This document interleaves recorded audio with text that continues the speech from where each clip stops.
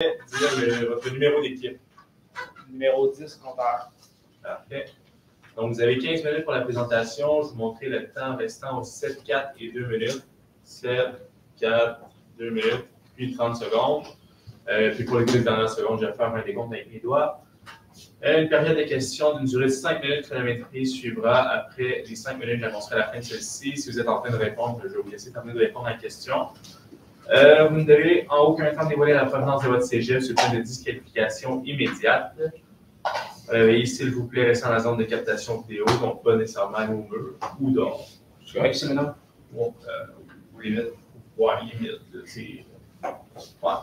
Ben, c'est comme. Ouais, c'est bon.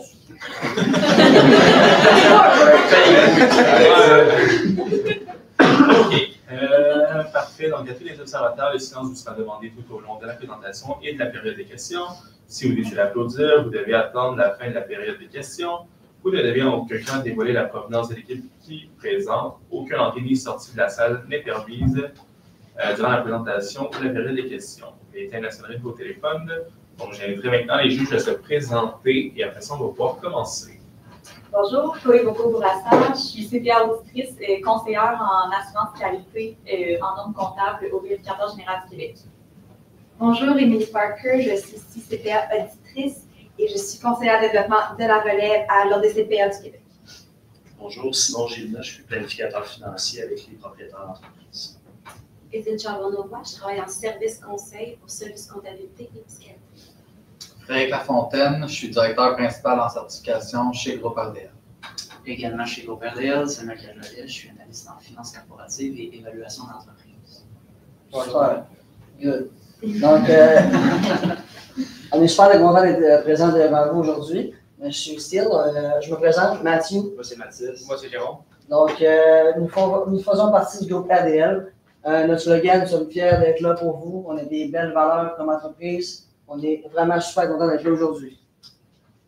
Le déroulement de la rencontre d'aujourd'hui. Donc, apporter des corrections sur les états financiers, effectuer une analyse globale de votre entreprise, puis comparer avec le secteur, évaluer les deux scénarios possibles et justifier le meilleur selon nous, analyser le meilleur moyen de financement pour vous, puis estimer le prix de vente de AC Évolution.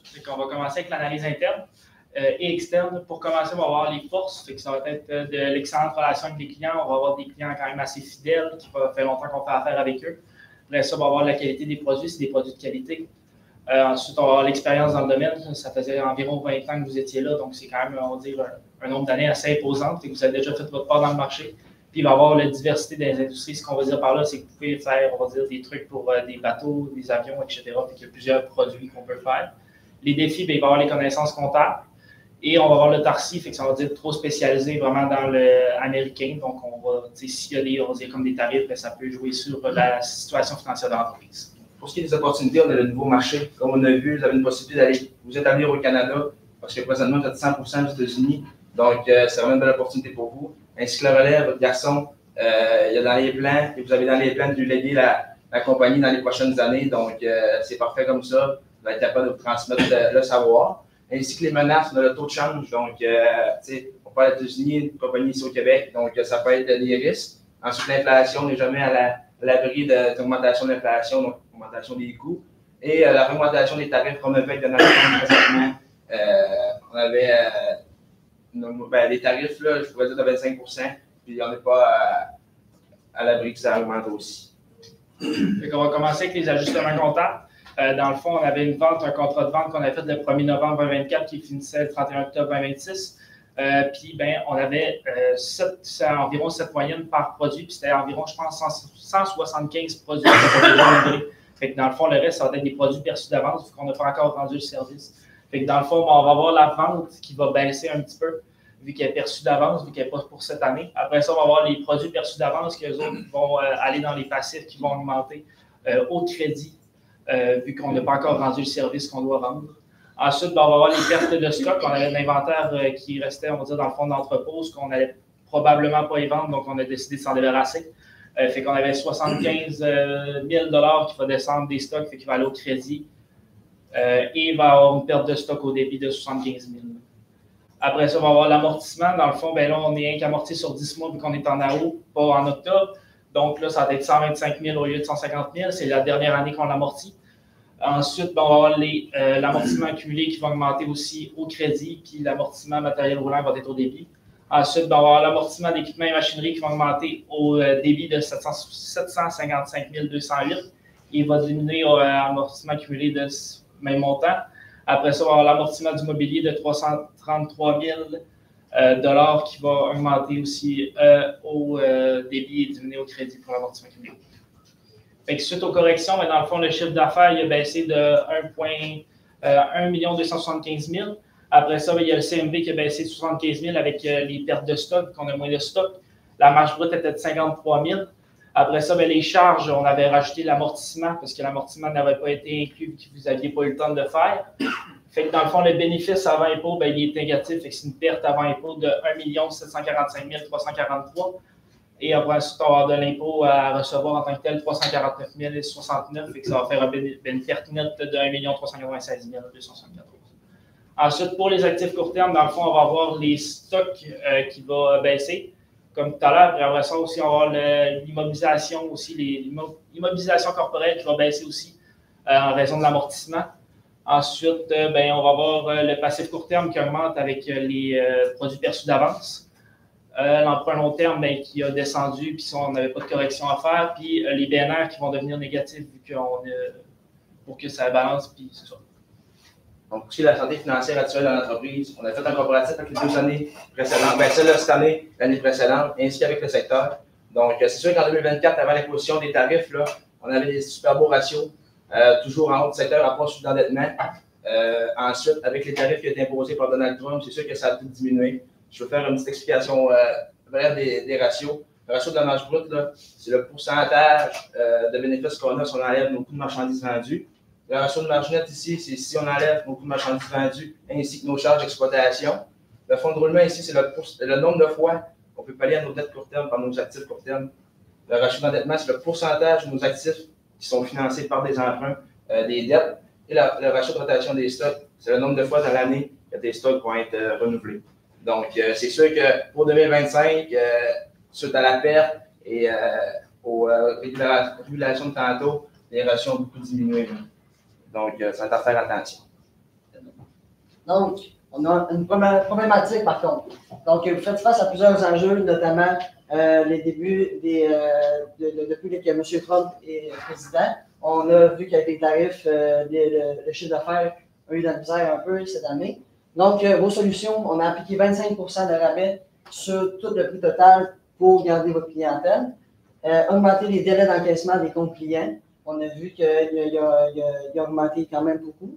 Puis, maintenant, on va évaluer les deux scénarios. Je vais ajouter un petit quelque chose, là, les délais d'encaissement. Dans le fond, on a calculé le délai de recouvrement des comptes clients. Il a passé de 60 à 200 jours suite à nos calculs. Oui, exactement.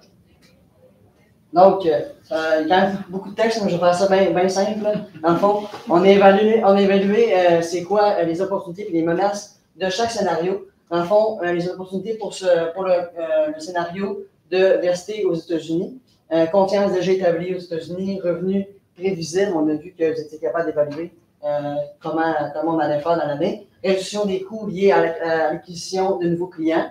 Les menaces, par contre, restructuration des opérations, on a vu qu'il allait avoir un petit bémol là-dessus. Possible perturbation interne, on a vu des employés, des fois, un peu réticents au changement, des fois exactement. Puis, dilution de l'identité commerciale de l'entreprise. À quoi s'attendre? 15 de diminution sur la demande en 2026, 25 d'augmentation du chiffre d'affaires, puis augmentation de 4 sur les coûts de main-d'œuvre qualifiés pour les 5 prochaines années.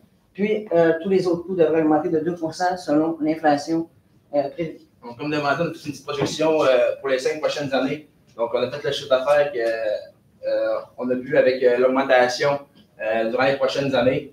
Ensuite, on a pris tous les coûts des marchandises vendues qu'on pouvait calculer. Donc, ici, on a le bénéfice brut. Ensuite, les charges reliées étaient semblables à celles de l'an passé. Souvent, elles sont quand même proportionnelles avec notre chiffre d'affaires. Donc, ici, on est capable de calculer le bénéfice avant impôt, taux d'imposition de 20 Donc, au bout des 5 années, là, on a une perte nette de 2 931 000 si on continuait à faire aux États-Unis. Exactement. Donc, il y a d'autres scénarios possibles.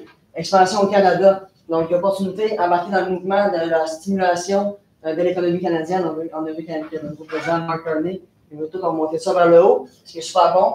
Nombre de provinces qui consomment des grandes qualités d'acier transformé. On a vu qu'il y avait beaucoup de provinces qui en demandaient, dans le fond.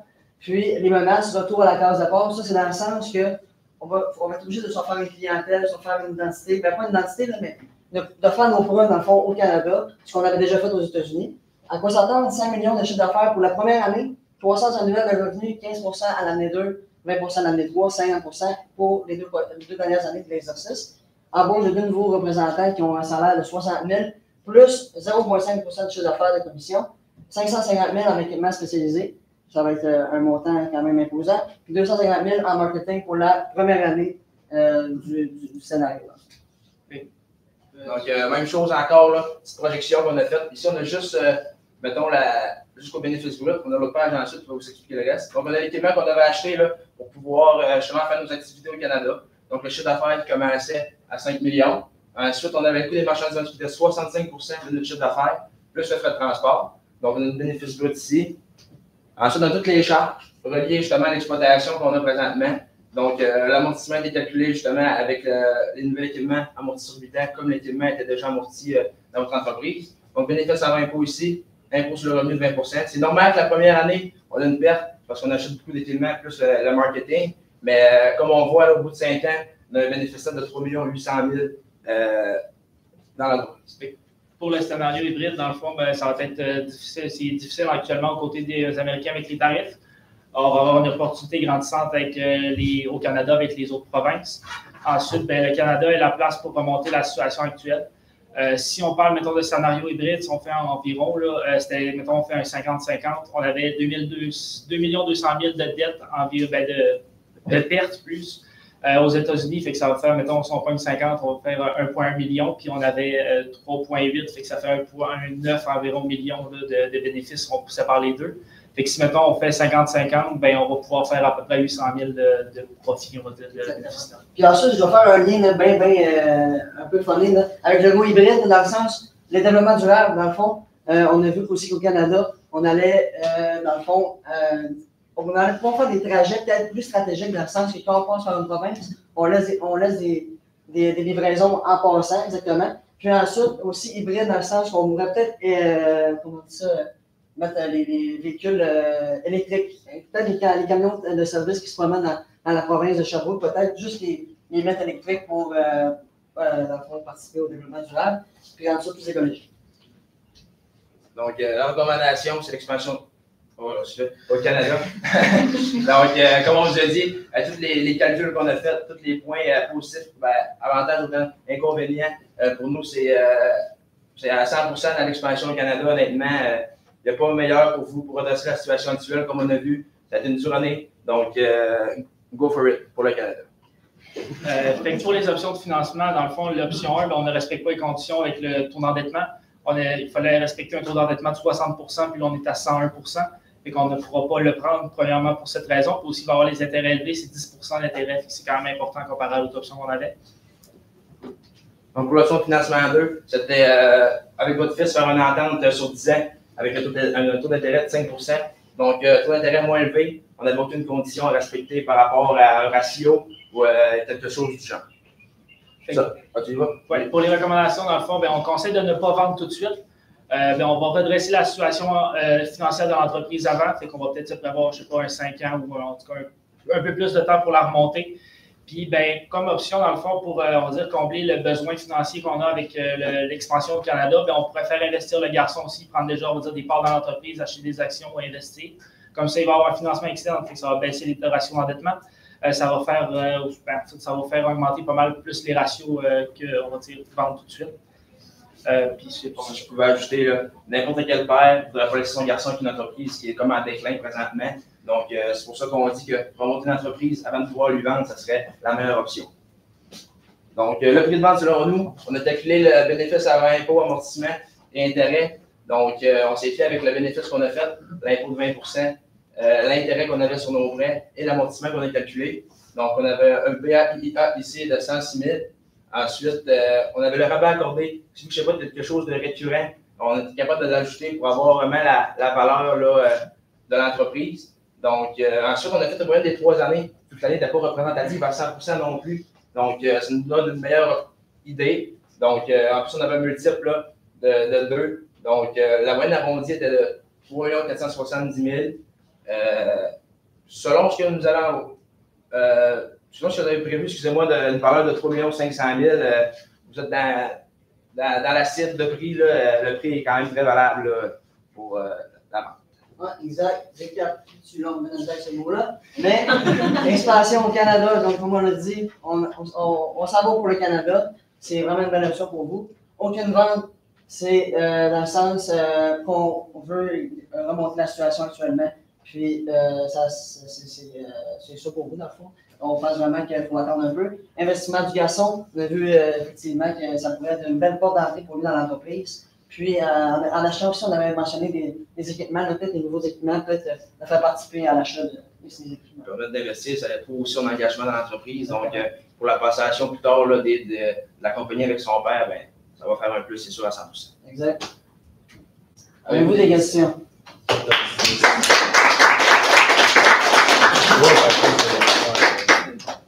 Faut un peu trop tôt. Parfait. Pour les questions, ça part. Moi, j'en ai une. J'aime beaucoup la recommandation de faire investir mon garçon dans l'entreprise parce qu'on s'entend que les liquidités à ce moment-là, c'est un enjeu. C'est quoi pour recommander exactement? C'est complété par le montant, donc? Oui. Bien, c'est sûr que ça va dépendre excuse-moi, ça va dépendre de ce qu'il est capable de donner. C'est sûr que, mettons, si on est capable, on va dire, d'arriver proche de l'équipement qui était nécessaire, avec de 550 000, c'est sûr, c'est le meilleur des situations. Comme ça, on va garder un bon fonds de roulement, en fait, un bon fonds de roulement, le même fonds de roulement qu'on avait de base. Puis c'est sûr que ça va pouvoir, on va dire, pas réduire le fonds de roulement de base. On sait qu'il est jeune, on sait qu'il n'y aura probablement pas 500 000 dans son compte de banque, mais juste là, comme j'ai dit tantôt, mettre un petit montant, ça va pouvoir lui permettre d'être dans l'entreprise, puis permettre d'aider à financer. Dans un sens, ce serait un peu de faire un prêt directement à l'entreprise pour aider financièrement. Exactement. Et rembourser. Puis à la suite de la vente, on peut aussi avoir une balance de prix-vente aussi. Ça me là-dessus aussi. Que vous avez mentionné tantôt, j'avais cru comprendre qu'il voulait faire un peu de l'hybride. Après ça, vous avez dit on va aller 100% au Canada. Je voulais savoir, là, nos projections sont quand même optimistes pour le Canada, des 50% et tout. Si on se lance à 100% dans le Canada, puis les projections ne sont pas ce qu'on souhaite, il y a un plan de secours, il y a un plan de contingence, on va envoyer ça. Est-ce qu'on se lance vraiment à 100% ou on garde des clients aux États? Nous autres, qu'est-ce qu'on conseille, c'est de peut-être se lancer à 100%, puis mettons au moins une année pour savoir comment ça se passe, si ça revient à peu près, qu'est-ce qu'on fait, puis peut-être, mettons, aller retourner peut-être aux États-Unis si c'est pas vraiment ce qu'on veut. Là. Sinon, il y a tout le temps l'option de l'Europe aussi qui doit probablement avoir des besoins là-dessus aussi. Ça pourrait, on va dire, combler ça si vraiment le Canada ne marche pas. Les prévisions sont sûrement fondées aussi. Ça n'a sûrement pas dit des chiffres en l'air comme ça. Donc, c'est sûr que selon vos prévisions, selon nos calculs, la différence est immense quand même. Là. Donc, c'est sûr qu'on est pour le Canada pour l'instant. Même si finalement, les chiffres réels sont moins élevés, on a quand même une bonne rentabilité de l'expansion quand même. Ça va même un peu moins bien. C'est pas la fin du monde. Je peux passer du pouce à mon collègue par rapport à tu parlais de quitter un an, quitte à revenir aux États-Unis après. Mais un de nos avantages et de nos forces, c'est notre bonne relation avec nos clients de longue date. Donc, est-ce que vous avez une façon de checker les clients des États-Unis? Si on leur dit, OK, on quitte, puis d'après, on revient les voir. Comment vous aborderiez ça avec les clients? Puis est-ce que vous avez un plan de contingence par rapport à ça? Je pense que tout le monde dans l'entreprise est quand même un côté humain. Puis je pense qu'ils comprendraient quand même la situation présentement tarifaire entre le Canada et les États-Unis. Donc peut-être juste leur dire, pour l'instant, on va aller du côté du Canada. Ensuite, on va voir justement comment ça va aller. Puis c'est sûr à 100% qu'on va faire. Si ça va bien, on va pouvoir venir faire avec vous parce qu'on a confiance pour une belle situation. Donc, je pense que ce serait ça le meilleur point. Peut-être aussi faire du pouce un peu. Donald Trump, mettons, si on se fie son prochain mandat, dans le fond, s'il est réélu, il est dans 3 ans, fait que ça va pouvoir, on va dire, checker ça aussi en même temps de ce qu'il va avoir là aussi. Puis, ben, c'est disait aussi que Mark Carney est en train de faire des ententes justement avec le gouvernement américain pour essayer de réduire ça. C'est sûr que ça peut être de quoi peut-être pas de faire le switch, en fait, pense honnêtement aussi. Pour aller vers le Canada, on sait qu'il y a beaucoup de personnes qui sont vraiment réticentes de voyager aux États-Unis, d'encourager la situation économique des États-Unis. Donc, c'est sûr que tout ce qui est local, construit au Québec, livré au Québec, c'est sûr que ça met de la valeur ajoutée quand même dans l'entreprise. Donc, pour ça, justement, encore une fois, le Canada, c'est notre vision. J'ai une question. On a quand même payé cher pour une étude de marché par province au Canada. Est-ce que vous avez une idée de où est-ce que vous voulez vous lancer? On n'a pas vraiment évalué les provinces spécifiquement, mais dans notre rencontre, par contre, on peut peut-être en discuter plus avec vous. Ouais. Et sinon, au niveau des ratios, vous m'avez expliqué comment les calculer, mais vous n'avez pas fait d'interprétation ou indiqué comment on pourrait améliorer nos ratios financiers. Là, je voyais juste du rouge puis du jaune, mais j'aimerais vous entendre davantage là-dessus. OK. Donc, on peut avec le ratio de la marge brute. Souvent, là, on a 2-3 choix là, pour l'augmenter. Soit on augmente nos prix, soit on diminue nos charges, nos coûts de marchandises vendues, donc on achète moins cher. Ensuite, la ratio de marge nette, on essaye quand même de réduire nos coûts d'exploitation. Donc, est-ce qu'on paye trop nos employés? Est-ce qu'on doit faire des coupures pour baisser justement nos charges reliées à l'exploitation? Le fonds de roulement, souvent, c'est quand même justement d'aller chercher de l'investissement pour avoir plus de liquidité à l'intérieur de l'entreprise. Exactement. Puis, juste cette affaire sur le fonds de roulement, il y a aussi l'aspect des comptes clients. Si nos clients nous payent plus vite, ça augmente le fonds de roulement. C'est sûr que le 25% diminue quand même notre fonds de roulement. La ratio d'endettement, je vous dirais de faire affaire avec du financement externe. Parce que normalement, en bas de 70%, c'est impossible. Les banques ne sont pas prêtes à vous faire un financement, comme on l'a vu. Là, ils ont mis 60%, mais 70% sont très, très réticents aussi. Donc, financement externe pour augmenter ça, justement. Et le ratio de rotation des stocks, soit on achète moins de stocks à la fois pour pouvoir plus s'en débarrasser et en avoir du nouveau. Ça serait pas mal ça, les petites techniques. Puis engager un très bon gestionnaire de stock. C'est beau, c'est terminé.